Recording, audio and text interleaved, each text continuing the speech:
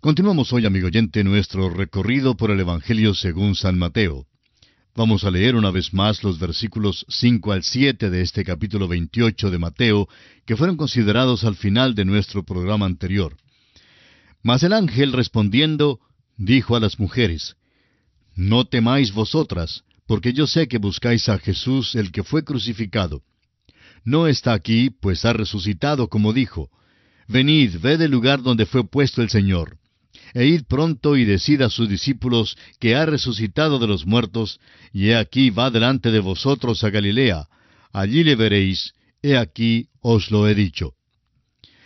Al finalizar nuestro programa anterior dijimos de este pasaje bíblico que cuando lo sobrenatural toca lo natural, siempre es con una palabra para aliviar el temor.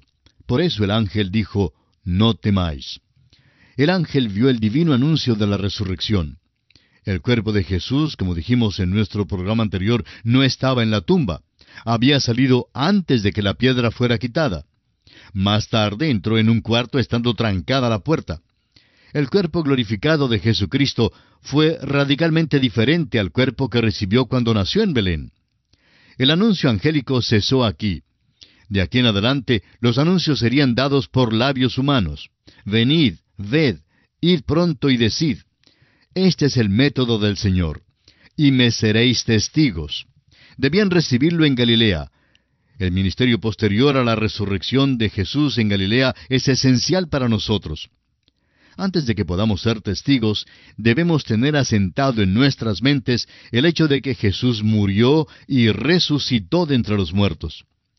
Consideremos ahora la aparición de Jesús a las dos Marías, y para ello leamos los versículos 8 al 10 de este capítulo 28 de Mateo. Entonces ellas, saliendo del sepulcro con temor y gran gozo, fueron corriendo a dar las nuevas a sus discípulos. Y mientras iban a dar las nuevas a los discípulos, he aquí Jesús les salió al encuentro diciendo, «Salve». Y ellas, acercándose, abrazaron sus pies y le adoraron.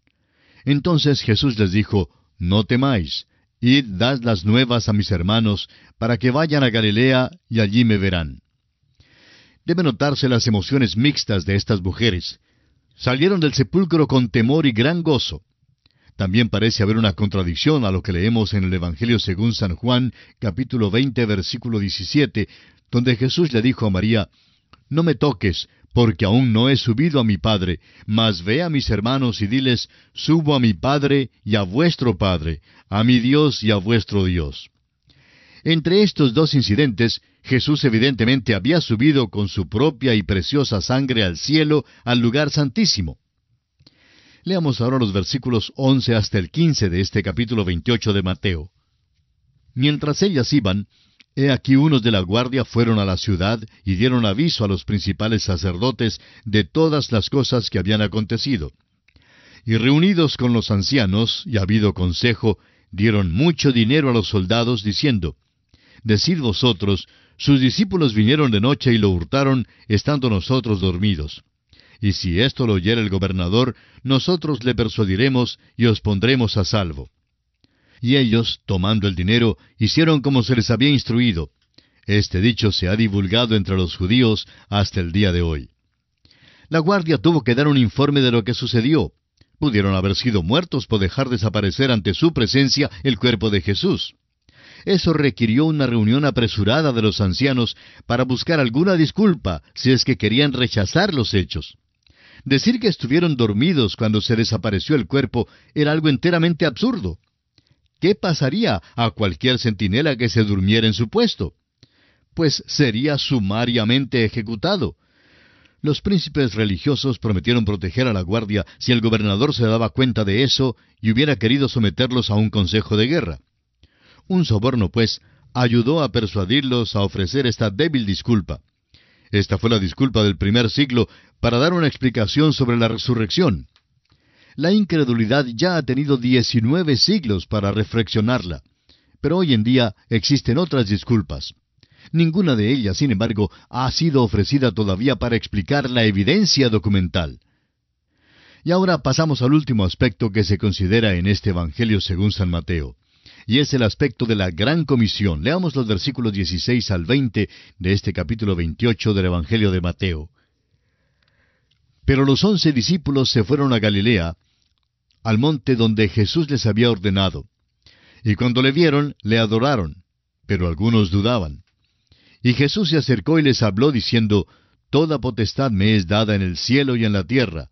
Por tanto, id y haced discípulos a todas las naciones, bautizándolos en el nombre del Padre, y del Hijo, y del Espíritu Santo, enseñándoles que guarden todas las cosas que os he mandado. Y he aquí yo estoy con vosotros todos los días, hasta el fin del mundo. Amén. La gran comisión fue dada desde la cumbre de un monte, como fueron dados también el Sermón del Monte y el discurso del Monte de los Olivos. Hay una relación estrecha entre estos tres discursos, y también hay en ellos una aplicación para nosotros en el día de hoy. Es interesante notar cuál imparcial es Mateo. Da un relato razonable que no es influenciado por algún éxtasis ni por algún celo fanático. Los versículos 18 al 20 forman lo que conocemos como la Gran Comisión. El versículo 18 dice, Y Jesús se acercó y les habló diciendo, Toda potestad me es dada en el cielo y en la tierra. Con certeza este versículo es para nosotros hoy en día. El apóstol Pablo en su carta a los Efesios capítulo 1 versículos 19 al 22 declara, Y cuál la superimenente grandeza de su poder para con nosotros los que creemos, según la operación del poder de su fuerza, la cual operó en Cristo, resucitándole de los muertos y sentándole a su diestra en los lugares celestiales, sobre todo principado y autoridad y poder y señorío, y sobre todo nombre que se nombra, no solo en este siglo, sino también en el venidero. Y sometió todas las cosas bajo sus pies, y lo dio por cabeza sobre todas las cosas a la Iglesia. También en su carta a los Filipenses, capítulo 4, versículo 13, el mismo apóstol Pablo dice, Todo lo puedo en Cristo que me fortalece. Ahora el versículo 19 del capítulo 28 de Mateo es la parte espinosa o difícil que muchas personas no aceptan, creyendo que no tiene aplicación para el día de hoy. Una consideración cuidadosa revelará que hay un paralelo notable en Hechos, capítulo 1, versículo 8, donde dice, Pero recibiréis poder cuando haya venido sobre vosotros el Espíritu Santo, y me seréis testigos en Jerusalén, en toda Judea, en Samaria y hasta lo último de la tierra. La enseñanza es parte de la obra de la Iglesia. El bautismo de agua en el nombre de la Trinidad ha sido practicado por la Iglesia desde el principio. Aún el apóstol Pablo, quien no fue enviado para bautizar, practicó este rito de la iglesia primitiva. En su primera carta a los Corintios, capítulo 1, versículos 14 al 16, dice el apóstol Pablo, Doy gracias a Dios de que a ninguno de vosotros he bautizado, sino a Crispo y a Gallo, para que ninguno diga que fuisteis bautizados en mi nombre. También bauticé a la familia de Estéfanas. De los demás, no sé si he bautizado a algún otro. La única razón por la cual el apóstol Pablo dio gracias de que no había bautizado a ninguno, sino a aquellos que son mencionados, fue el hecho de que algunos pudieran pensar que bautizó en su propio nombre y no en el nombre de la Trinidad. Esta práctica fue adoptada desde muy temprano. Evidentemente los primeros discípulos lo entendieron que era igual para aquel día. La enseñanza de Jesús no solo se halla en los evangelios, sino también en las epístolas. Un ejemplo se encuentra en la primera epístola del apóstol Pablo a los Tesalonicenses, capítulo 4, versículo 2, donde leemos, Porque ya sabéis qué instrucciones os dimos por el Señor Jesús. Volviendo ahora al capítulo 28 del Evangelio según San Mateo, encontramos que el versículo 20 no habla en cuanto al fin del mundo, sino al fin de la edad. Esta comisión continuará hasta el tiempo cuando venga el Señor para establecer su reino. Estas son las órdenes finales del Rey. No las tratemos, pues, con ligereza, sin seriedad. El hecho importante es que el Rey está con nosotros hoy en día por medio de su Espíritu.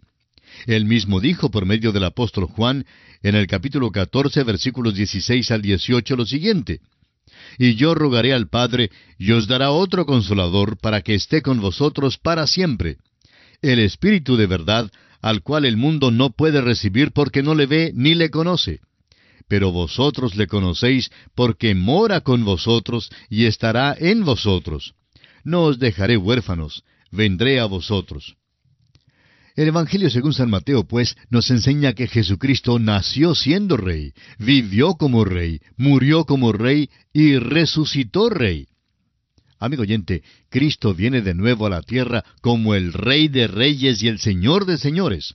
¿Está usted preparado para recibirle?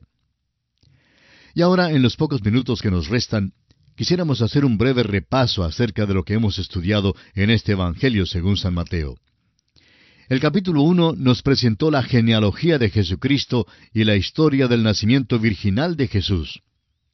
El capítulo 2 nos habló sobre la visita de los magos después del nacimiento del Señor Jesús, la huida a Egipto y el regreso a Nazaret.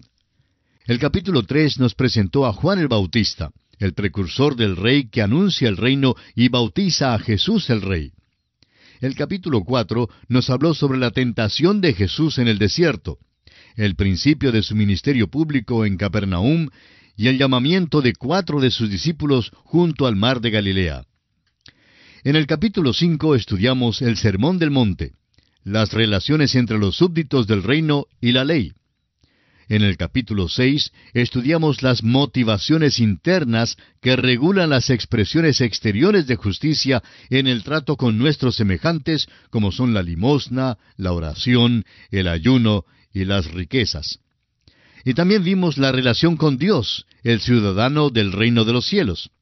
El capítulo 7 nos habló de la relación del Hijo del Rey con otros hijos del Rey que tiene que ser mantenida por medio de la oración. Unas amonestaciones finales en cuanto a los 2 caminos, los falsos profetas, la falsa profesión y los 2 fundamentos. En el capítulo 8 vimos que Jesús desciende del monte y demuestra que tiene el poder para implementar los principios éticos de su Sermón del Monte. En el capítulo 9, Jesús hace 6 milagros más, llama a Mateo, contiende con los fariseos y continúa su ministerio en Galilea. El capítulo 10 nos habló de Jesús después de haber enunciado sus principios éticos y comprobado su poder sobrenatural. Comisiona entonces a los 12 apóstoles para ir a través de la nación de Israel y predicar el Evangelio del reino. El capítulo 11 nos dijo que Jesús continúa su ministerio. Los discípulos de Juan le hacen una serie de preguntas. Rechaza las ciudades donde ha hecho grandes obras y da una nueva invitación individual. En el capítulo 12 estudiamos el conflicto y rompimiento final de Jesús con los príncipes religiosos. El capítulo 13 nos habló de las parábolas del reino de los cielos como indicación de la dirección del reino después del rechazo por parte de Israel hasta cuando regrese el rey para establecerlo en la tierra. En el capítulo 14 estudiamos que el precursor, Juan el Bautista, es decapitado. Jesús se aparta, pero le sigue la multitud. Da de comer a los 5,000 y envía a los discípulos al mar a una tempestad. Luego Jesús camina sobre las aguas del mar. En el capítulo 15 de Mateo, Jesús denuncia a los escribas y fariseos, reprocha a sus discípulos, sana a la hija de la mujer sirofenicia y alimenta a los 4,000. En el capítulo 16, Jesús continúa su controversia contra los fariseos y saduceos. Exige una confesión de sus discípulos y Pedro responde a nombre del grupo. Luego, Jesús los confronta por primera vez con la iglesia, su muerte y su resurrección. En el capítulo 17 encontramos la transfiguración de Jesús, el muchacho poseído del demonio, y los discípulos sin fe. Y también el pago de Jesús del impuesto del templo haciendo un milagro. El capítulo 18 nos presenta al niño pequeño, la oveja perdida, la conducta de la iglesia venidera y la parábola con respecto al perdón. En el capítulo 19 encontramos que Jesús entra en Judea, proclama la norma de Dios para el matrimonio, presenta el único motivo lícito para el divorcio, bendice a los niños, se encuentra con un joven rico y nombra las recompensas de sus apóstoles en el reino venidero. El capítulo 20 nos presenta la parábola de los obreros de la viña. Jesús da el 4º y 5º anuncio de su muerte venidera, mientras la madre de Jacobo y Juan pide el puesto a la derecha y a la izquierda para sus hijos. Y finalmente, Jesús da vista a 2 ciegos a orillas del camino. En el capítulo 21 vimos que Jesús entra oficialmente en Jerusalén, purifica el templo, maldice la higuera, es desafiado por los principales sacerdotes y ancianos, los condena por medio de las parábolas de los 2 hijos y de los labradores malvados. Ahora, en el capítulo 22, vimos que Jesús da la parábola del banquete de bodas para el hijo del rey. Contesta y hace callar a los herodianos, a los saduceos y a los fariseos. En el capítulo 23, Jesús advierte a la multitud en cuanto a los escribas y los fariseos, pronuncia los ayes sobre los escribas y los fariseos y llora sobre Jerusalén. En el capítulo 24, los discípulos le hacen 3 preguntas a Jesús y él contesta 2 de ellas con respecto a la señal del fin de la edad y la señal de su venida. En el capítulo 25 vimos la continuación del discurso del Monte de los Olivos, la parábola de las 10 vírgenes y de los talentos y el juicio de las naciones gentiles. En el capítulo 26 estudiamos los últimos eventos en la vida de Jesús antes de la cruz, el complot para prenderle, la unción por parte de María de Betania, Judas Iscariote lo vende, la última Pascua y la primera cena del Señor, el anuncio de la negación de Pedro, la agonía en Getsemaní. Vemos que Judas lo entrega, los principales sacerdotes lo arrestan, lo traen ante Caifás y el Sanedrín, y finalmente la negación de Pedro. El capítulo 27 nos habla de los eventos que rodearon la crucifixión de Jesús. El Sanedrín le entrega a Pilato, el arrepentimiento de Judas, el juicio ante Pilato, la liberación de Barrabás, la crucifixión, muerte y sepultura de Jesús puesta bajo guardia. Y en el capítulo 28 vimos la resurrección de Jesús y la gran comisión. Y así, amigo oyente, concluye el Evangelio según San Mateo. En nuestro próximo programa, Dios mediante, comenzaremos a estudiar el segundo libro del Antiguo Testamento, o sea, el libro de Éxodo. Al dar inicio al estudio de este libro, seguimos contando con su fiel atención y sintonía. Y amigo oyente, usted que sigue con nosotros en el autobús bíblico, viajando a través del libro de los libros, la palabra de Dios, pero que todavía no nos ha escrito, pues permítanos insistir que se comunique con nosotros, porque estamos muy interesados en recibir noticias suyas. Escríbanos pues cuanto antes, porque deseamos enviarle a usted también, sin costo alguno de su parte, las notas y bosquejos que hemos elaborado, para que usted no solamente pueda seguir con nosotros en una forma sistemática este estudio bíblico, sino que también pueda utilizar este material en su propio estudio de la palabra de Dios. Así es que envíenos su carta cuanto antes. Recuerde, eso sí, escribir con todo cuidado y precisión todos sus datos personales, es decir, su nombre y sus apellidos completos y su dirección también completa y en orden. Y por favor, escriba estos datos en particular en letra de imprenta, porque así será más fácil para nosotros entenderlos y evitaremos que haya extravíos en el correo. Gracias pues por su atención de hoy y confiamos que muy pronto tendremos en nuestras manos una carta suya. Será pues hasta nuestro próximo programa, amigo oyente. Es nuestra oración que el Señor le bendiga en forma especial.